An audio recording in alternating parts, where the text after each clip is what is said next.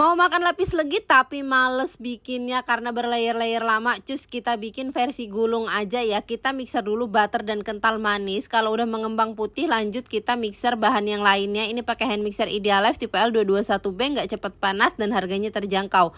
Lalu kita campurkan, takaran lengkapnya ada di caption ya, mixer dengan kecepatan rendah. Tuangkan ke dalam loyang ukuran 30x20. Sebelumnya adonan udah dibagi dua sama rata ya. Ini aku kasih prunes biar makin enak. Lalu panaskan oven pakai suhunya itu 180 derajat sama 6 menit aja. Ini pakai oven Idealife tipe L330, kapasitasnya 30 liter, nggak boros listrik dan dia multifungsi banget ya.